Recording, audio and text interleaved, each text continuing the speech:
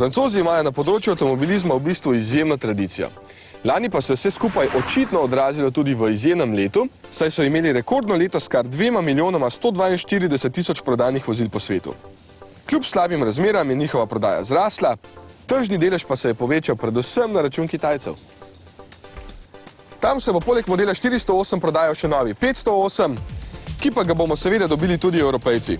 In to že prav kmalu. Tukaj pa sem prvič sedel za njegov volan v mesto Alicante na jugu Španije. Krasen kraj, kjer je tudi februarja zelo prijetno in z gradom Santa Barbara za mano prav idilično. No, v glavni vlogi je tukaj danes novi 508, ki se vrača v malo bolj prestižni segment. Peugeot je nekoč že obvladoval serijo 500. Eden od 9 avtomobilov je v Evropi prodan v tem segmentu, torej se ga splača napasti z vsemi topovi.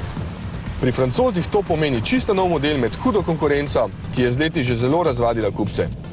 Ti avtomobili morajo namreč biti predvsem ekonomsko sprejemljivi in udobni. Včasih tudi športni, pa še lepi. Ja, kupci si res izmišljujemo, ampak očitno si lahko. 508 je naredil velik preskok naprej, v bistvu zelo velik. Oblikovanje je evolucija, vliva pa občutek elegance in kvalitete.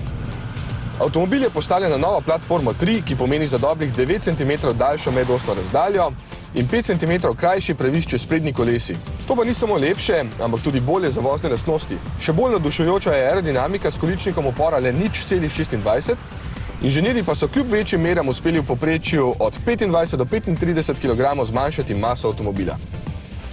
Prostora je seveda ogromno, sploh v karavanski različici, kjer prtljažnik meri 660 litrov. Karavan oziroma SV je za razliko od limuzine, ki je od 407 daljše za 10 cm, pridobil slabih 5 cm. Z ogromno panoramsko streho pa nudi potnikom res prijeten ambient. Omeniti velja še zelo prijetne materiale in fino obdelavo, tako da se napredek res čuti. Tudi za volanom. 508 ima sedaj pseudo-McPhersonovo opremo, najdražja različica GT pa celo dvojna trikotna vodila za boljši in bolj dinamičen občutek med vožnjo. Avtomobil seveda ostaja udoben, samo ta različica pa ima čisto novi 2,2 litrski motor HDI s kar 150 kW in samodejni 6-stopenjski menjalnik. Potem so tu še bencinski THP 156 in 2 dvolitrska HDI-ja, najbolj zanimiv pa je tale e-HDI, za katerega celo pravijo, da je mikrohibrid. No, jaz tako daleč pri poimenovanju ne bi šel, ima pa zelo učinkovit sistem, ki sam izklaplja motor in ga za dizla res hitro prižge nazaj. Ugasne pa se lahko, še preden se čisto ustavite. S tem se poraba v mestih zmanjša za 15%.